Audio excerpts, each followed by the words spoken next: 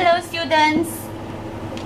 This is an explanation of the prepaid and accrued income notes or worksheet question 4. You will need your notes, you will need multi-column paper, and you will need your prepaid and accrued income, either your classroom notes or your prelim notes that I printed for you. Right? If you have all of these items, let's begin. We're going to be doing question 4 today, or rather now. Right? So you have the notes, so it's not so critical that you can follow or you can see in very big font the items that's being shown on the visualizer. Right? But let's just start first. Now, as I always say, the first thing that we want to do during every POA question is to read the question carefully and highlight important words. Important words like the name of a business, so in this case it's Deliveroo. Usually in the question they will tell you what is the business, what's the main business of that company. So in this case, it delivers food to its customers. It also will tell you what the financial statement of year end is, 31st of December. And these are the accounts that are shown on 1st of January 2011. The first one is an unearned delivery fee. By this unearned delivery fee, as we have already seen in our summary just now, is unearned, meaning the customer has paid you already, but you have not done the work yet. So in this case, the customer has paid Deliveroo, but Deliveroo has not delivered the food to the customer yet. So it's an unearned delivery fee. It's a liability. What we're going to do is that we're going to write liability. Oops. Liability. And whether it's a debit or credit balance. This is a credit balance because it's a liability. Okay, I'm going to leave interest receivable. I'm just going to focus on unearned delivery fees first. Now, if this is an unearned delivery fee, how should I record it? What you need to do is that you need to remember that you are required to prepare the delivery fee account. You are not required to prepare the unearned delivery fee account. You are asked to prepare the delivery fee account, which is an income account. So as you draw up your ledger, you will record, or rather you will draw up a delivery fee account, and this is an income account. Because it's an income account, you will be recording the accounting rule as minus plus. Income account, not an unearned delivery fee account. Right? Now, how do you get the unearned delivery fee credit 320 into the income account? Since this is a credit of $320, we need to take it out of the unearned delivery fee and put it into the delivery fee account. So how do I take out $320 from unearned delivery fee? It's credit 320. So I will record unearned delivery fees, debit 320. When I do this, one account is debited, one account is credited. The unearned delivery fee is now zeroized. So I transfer this amount into the delivery fee account. Since I debited here, I will record as a credit in the delivery fee account. And I am going to record this into my ledger. Delivery fee credit 320. Delivery fee credit 320. Where did it come from? It came from the unearned delivery fee.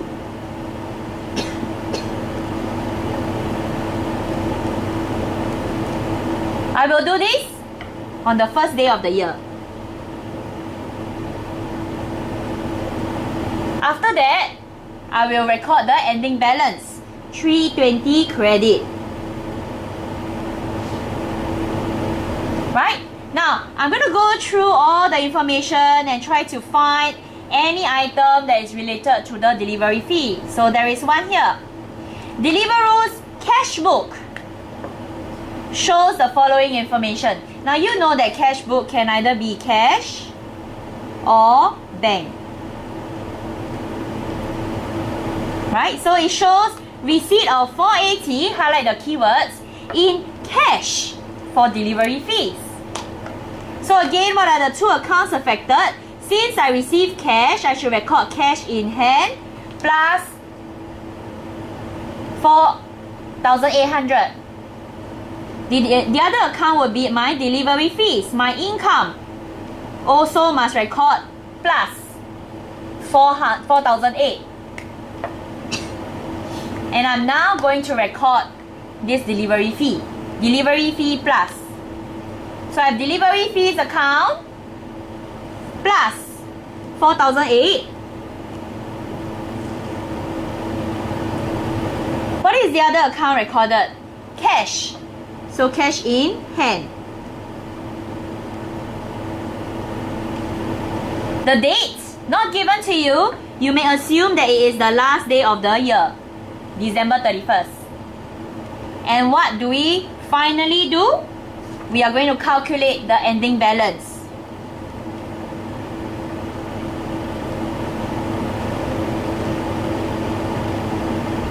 Right? Next, let's look for more items that's related to delivery fees. There you go. At year end.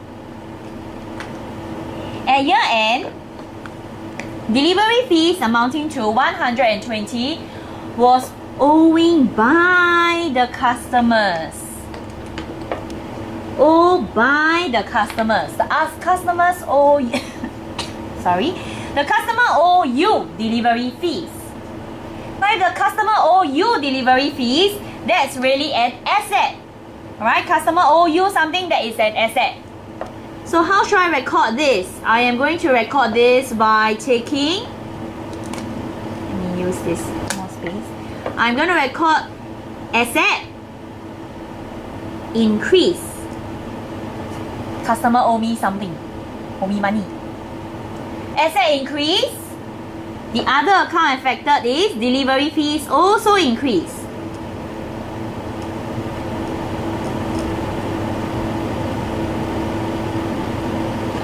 And I'm going to record this delivery fees increase. Customer owes me an asset because I have already done the work. Since I have already done the work, I must record as income increase or delivery fees increase. In my ledger for delivery fees, I will record income or delivery fees increase by $120.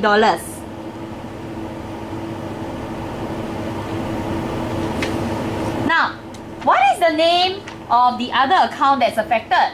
The other account that is affected is an asset. Let's go back again to our summary.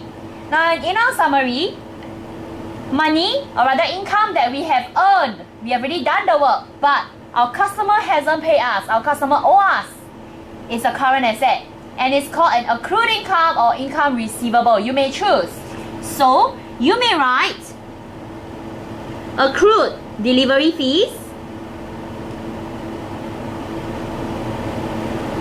or delivery fees receivable. Either one would be fine. Again, no date was given in the transaction, therefore you will record at year end. The last item is always to record or calculate your ending balance. 5120 credit another 120 or plus 120 is 5240 credit. And our final transaction would be to record in our profit or loss. Now profit or loss is always recorded in the negative column. Why? You are taking out 5240 from the delivery fees account. You take it out of the delivery fees account and you put it into the profit or loss account.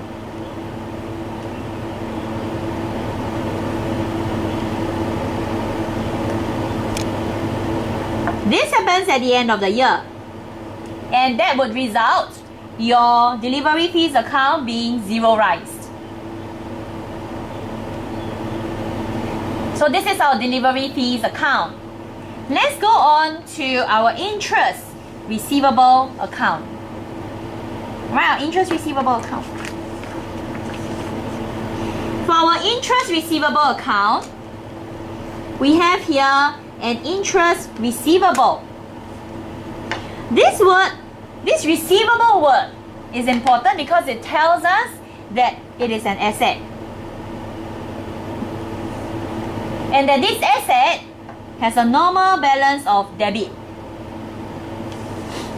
Again, I want to remind you that you're preparing the interest income account. You are not preparing the interest receivable account. You're preparing the interest income account. So the interest income account has an accounting rule of minus plus. So what are you going to do now? There's this $30 sitting inside the receivable account, but you need to get it into the income account. So this is what you're going to do. You need to take $30 out of the receivable account by debiting the receivable account. So we will record interest receivable. It's a debit $30, so you're going to take it out. You record $30 credit. One debit and one credit in the same account, your interest receivable account will be zeroized. What's the other account? Where are you transferring this money to? You are transferring it to the interest income account. And it needs to be in the debit column. So we are going to record our interest income ledger. And I will be recording interest income, debit $30. Interest income, debit $30. Where did this $30 come from? The $30 came from interest receivable.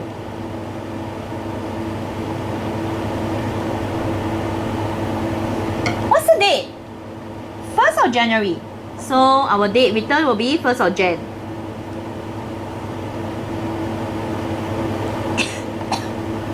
Year end, just remember to calculate your running balance.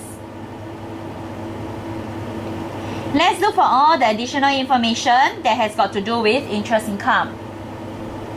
Additional information 1, that there is a receipt of $300 in the bank account for interest income. The business received $300 in the bank account for interest income. So how should I record this transaction? I receive money in the bank account. I should record bank plus. Why did I receive this money? I received it because of interest income. So I also record interest income plus.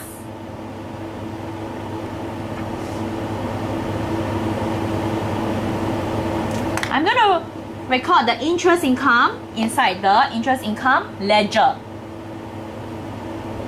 So I will record interest income plus. In the ledger, it will be interest income plus. How much? 300. What is the other account that's affected? Cash at bank.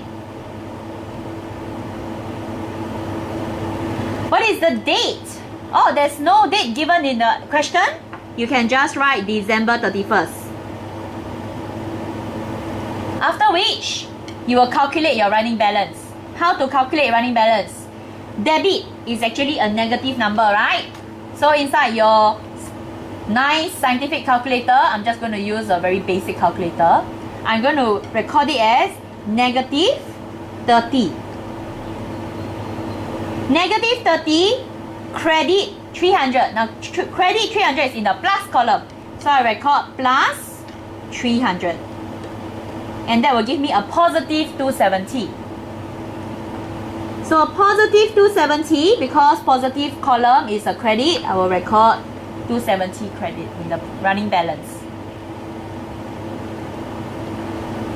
So far so good, I think. Let's continue on to the last transaction. The last transaction is a little bit more complicated. Okay, interest income earned for the year. In class, we reminded, we always remind one another. Every time we see for the year or annual income or monthly income, this is a clue that it's your profit or loss number. It is the amount that you are going to be recording in the income statement, profit and loss account. It is the amount that is the interest income earned for the entire year. If you read this question, you are unable to tell what is the income earned for the entire year. You have to calculate it yourself. So let's read the question again. It's based on a $10,000 deposit with the bank at an annual interest rate of 3.5%.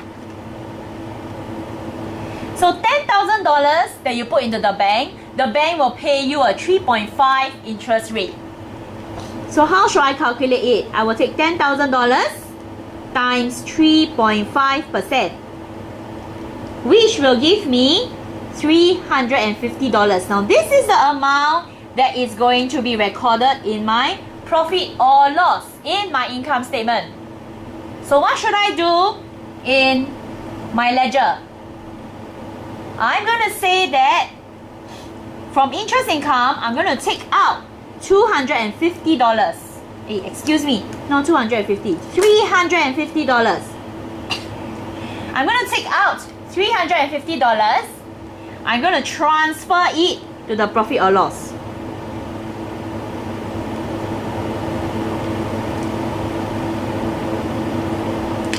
Date, not given. I will write year end. How should I calculate my running balance? I started out with 270. I'm going to record minus debit 350. And I have $80 minus, except I can't write $80 minus. Minus sign is under the debit column, so I will write debit 80. How do I close off this account? Right, how do I close off this account? Now, the important thing again, if you have already recorded your profit and loss item, is to look at the debit or credit at the end of the question, at the end of the running balance. A debit tells you that this is an asset, meaning the bank owes you income statement. The bank owes you interest income. The name of current asset, just again to revise, the name of the current assets that we know are accrued income or income receivable. This means that the bank has not paid you, but you have already earned the interest income.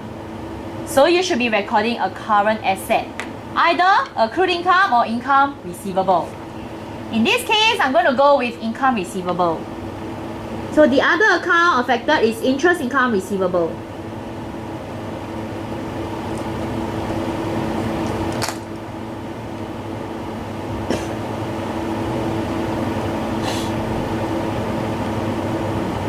Interest income receivable, I have done the work, but the bank hasn't paid me yet. Since I have done the work, I should record it as a plus. I've already done the work. And of course, we are going to write the date, December 31st. And this is how our ledger for interest income looks like. And we've already done A. We want to do B. We want to prepare the income statement for the year ended. So let's prepare the income statement now. My income statement looks something like this.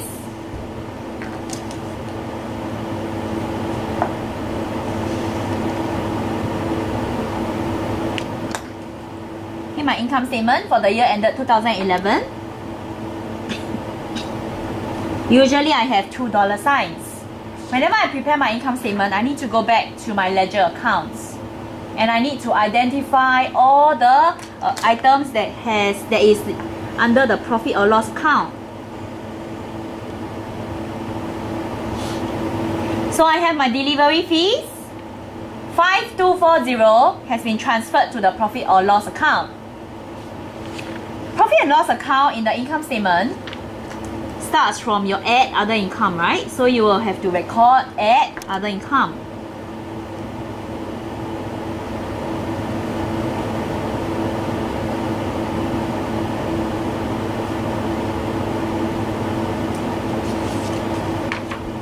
$540. Sorry, $5,240. The other account will be your interest income.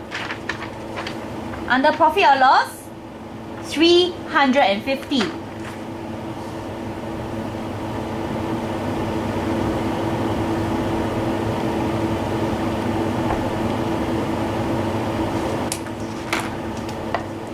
You can sum it up, but it is not compulsory to.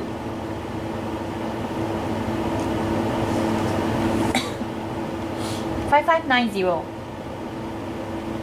Next, you are required to prepare your balance sheet as at 2011.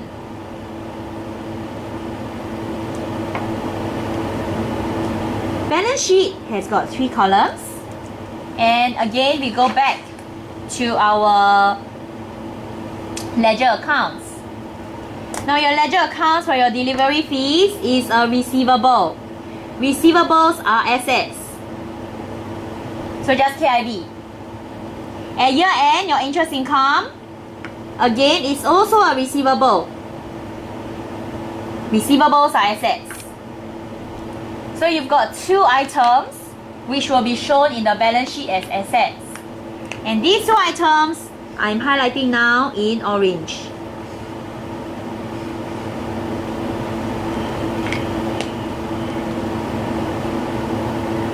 So I go to my balance sheet as at December 2011.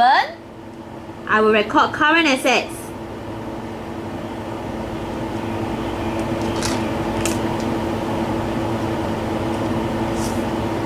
In my ledger account, the first one will be delivery fees receivable, $120. Under current asset, delivery fees receivable, use the same wordings.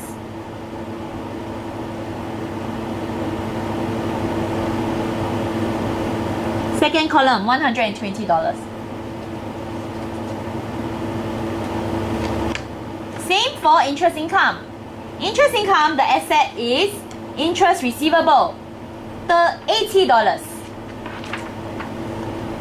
Current asset, interest receivable,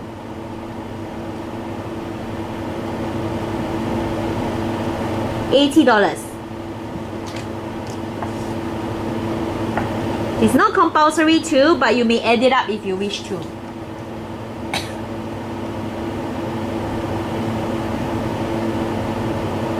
So you have your income statement and your balance sheet.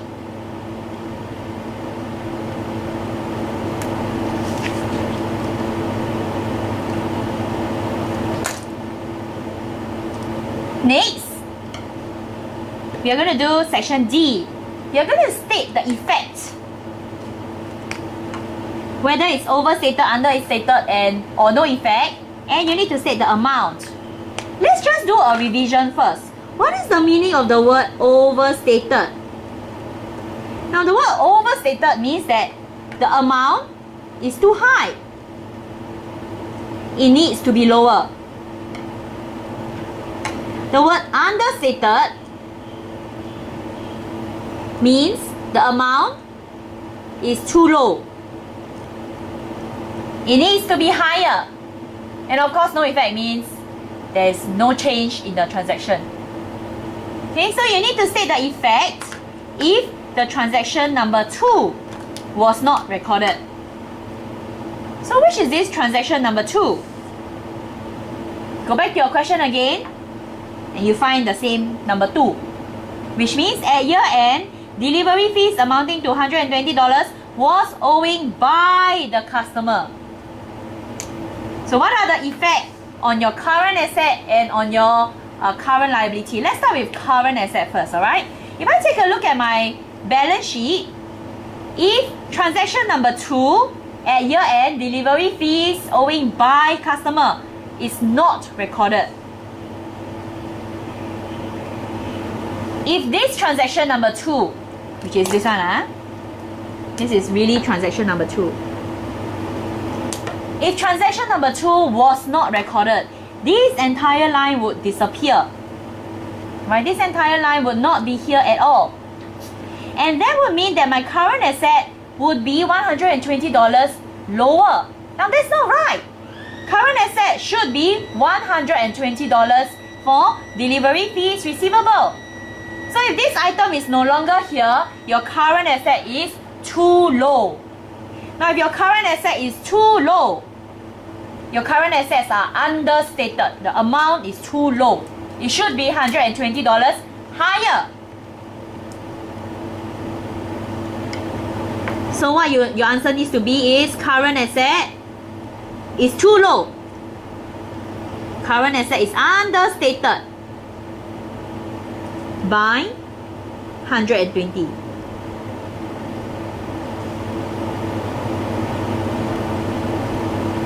It's too low.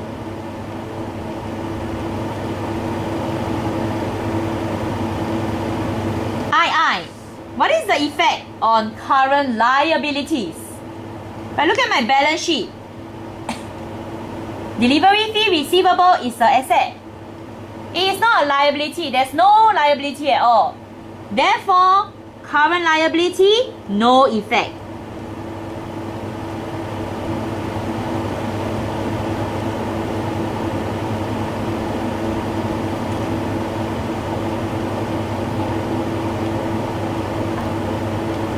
Part 3 and part 4. You have to calculate the gross profit for the, you have to show the effect on the gross profit for the year and the profit for the year. Just to remind you, in your income statement, your other income actually comes after gross profit.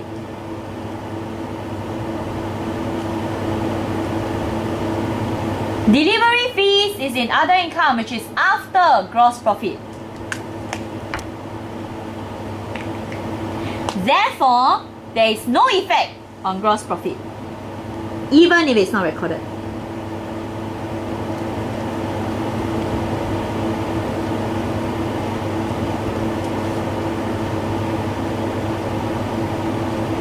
What about your profit for the year? Let's read the question again. Delivery fees $120 was owing by customer. If this transaction was not recorded, you would not have recorded this delivery fees plus $120. You would not have recorded this transaction at all. Delivery fees plus $120. That means the delivery fees would have been lower. Now, if delivery fees is lower, just to remember, delivery fees, this is the working, delivery fees would be lower. Now, delivery fees is an income. Income is lower, but it's not supposed to be low, it's supposed to be higher. Your profit for the year would be too low.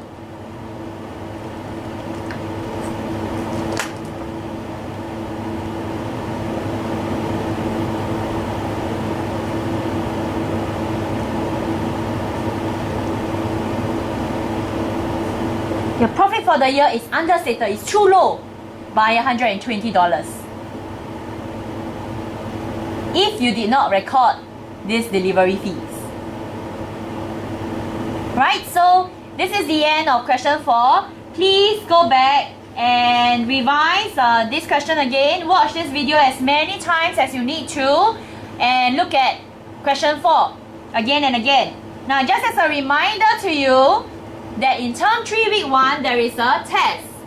What are the 2 topics tested? Number 1, financial statements. So you have to prepare income statement and balance sheet after a list of adjustments, and prepaid and accrued income. All the best.